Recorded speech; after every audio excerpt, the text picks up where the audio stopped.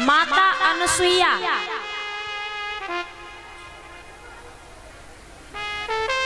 और सावित्री। सत्यवान सावित्री का नाम सुना होगा, सुना है? हाँ। सावित्री को विवाह से पहले पता था कि मेरे पति की आयु सिर्फ कितनी है, 1 वर्ष। फिर भी विवाह किया। 1 महीने से सावित्री व्रत करने लगी, पूजा करने लगी भगवान की। सत्यवान जब लकड़ियां काटने के लिए गए, सावित्री अंतिम दिन साथ गई, क्योंकि उसको पता था कि आज मेरे पति के प्राण बचने वाले नहीं। साथ में गई। सत्यवान पेड़ पे खड़े चढ़ करके लकड़ियां काटने लगे। सावित्री लकड़ियां इकट्ठा कर रही थी। यमराज आए, चक्कर आया सत्यवान को, पेड़ से नीचे गिरे। सावित्री समझ गई। सावित्री को एक परछाई दिखाई दी। परछाई दिखाई दी। सावित्री उस परछाई के पीछे पीछे जाने लगी। वो परछाई किसकी थी? यमराज की। किसकी थी? यमराज की। पीछे पीछे जाने लगी।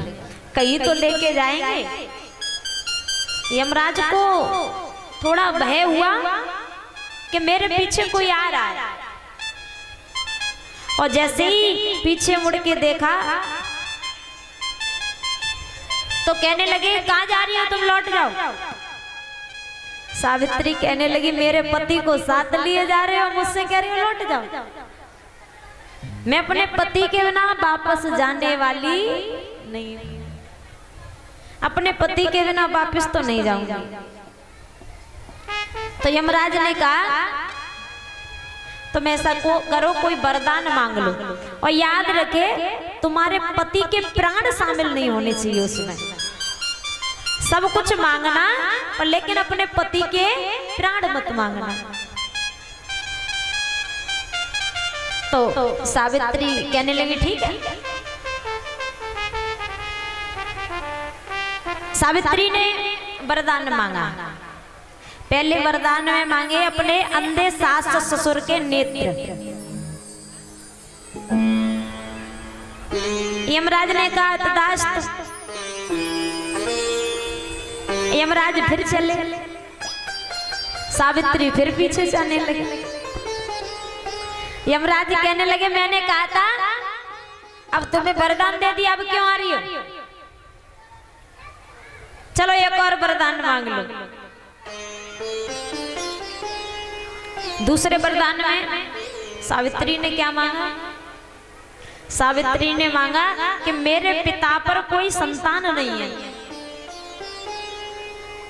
मेरे पिता पर एक बालक हो जाए, यानी मेरा भाई प्रकट हो जाए, और मेरा कोई पुत्र नहीं है, मेरे गर्भ से पुत्र का जन्म हो जाए।